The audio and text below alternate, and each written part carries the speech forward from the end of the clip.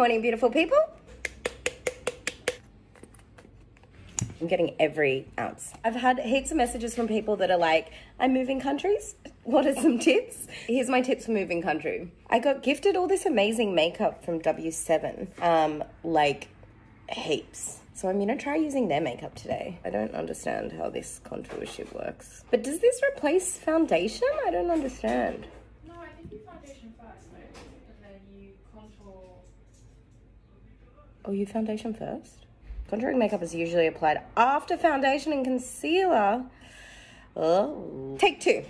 Here's my 8 tips on moving countries. Tip 1, come with way more money than you think you need. I thought I came here with a lot of money until that money started going really quick. In terms of banking, for the UK specifically, Monzo is amazing for international travelers. A lot of other banks will ask that you have a job and a place to live. And when you first move here, you don't have a place to live or a job. Contour take 2. Tip 2, buy a bike. It's the best way to explore London and it'll save you loads of money on public transport. Tip 3, come stocked up on your favorite stuff from home. Example 1, it's harder and more expensive to find stuff in your new country. This is actually great. Tip 4, finding a job. I have a really good resume. I also had 3 different jobs when I moved here in the space of 2 months. Contact a recruitment agency and send your CV to them. And while you're looking for a more permanent job, get a little tidbit job on the side.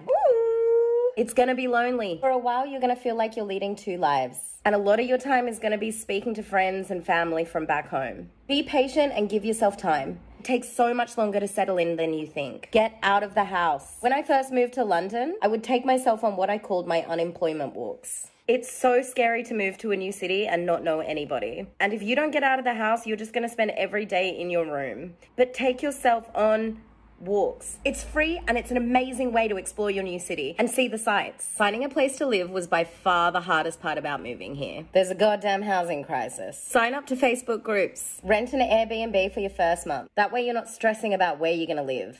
Avoid real estate, unless you're looking at getting a whole apartment with friends or a partner. Pay for a month up front on spare room. Message everybody and anybody that you think would be a good fit. Don't get disappointed when you don't get the place. It wasn't meant for you. I sent off 308 applications, went to about 10 house inspections before I found my beautiful residency. And I wouldn't have it any other way. And my biggest tip, don't compare the life you had to the life you have now. You are gonna feel lonely. It's gonna be hard. There are highs and there are lows, but I promise you that the highs are worth the lows.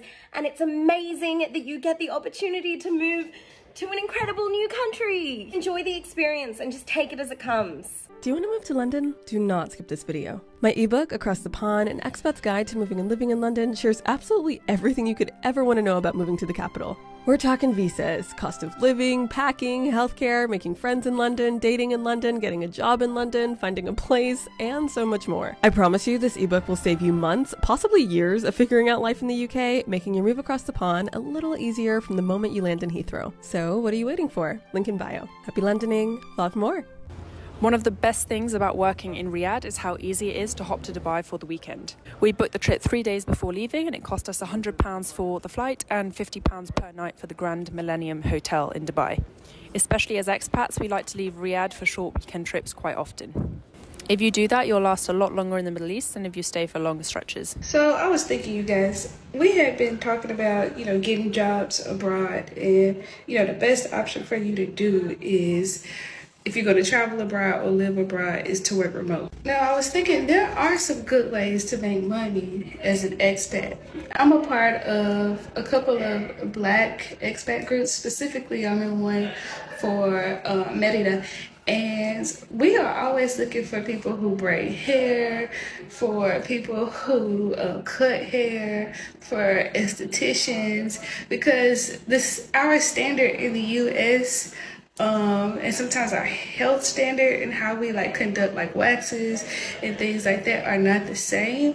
So you always have expats who are looking for, the same quality service that they're used to in the US. So if you're abroad and you have those type of skills, like I said, if you're an esthetician or a cosmetologist or, have some type of trade like that, I feel like that's the key. We moved our family of 5 from America to Turkey. Turkey is currently kicking all American So go back and watch that whole video. It was actually really interesting. It's from a woman who moved her whole family to Turkey, was really heavily invested in their lives there, and then now is kind of facing difficulty because of changes with the Turkish government and their relations with expats and visas and things like that. And some of the things I talk about when it comes to moving abroad is not just the planning for the move, but also the planning for emergencies and like if something goes wrong.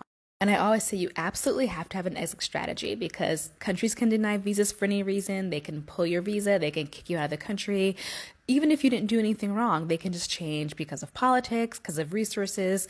And honestly, digital nomads are becoming a lot less popular now than they were 4 years ago because of a lot of the issues of gentrification, with increased cost of living, and with making life harder for the locals. So if you were someone who was like, maybe you're saving and planning to move to a place like Istanbul or Bali or Portugal, and you were like, my goal is to move in the next year or two, now might be the time to even start rethinking that strategy because those places are all getting harder to move abroad if they haven't already gotten so. Like Bali has gotten incredibly hard to move abroad. It used to be like a digital nomad hub. It was like, oh, yeah, everyone come through. It was so great. And now they're really cracking down. Same with Portugal. Like they're removing a lot of the visa programs that made it so easy for us to get there. If you're planning, maybe accelerate that planning, but also just always keep in mind your exit plan. Always make sure you have your side money ready in case you do have to leave the country suddenly and know where you're going to go.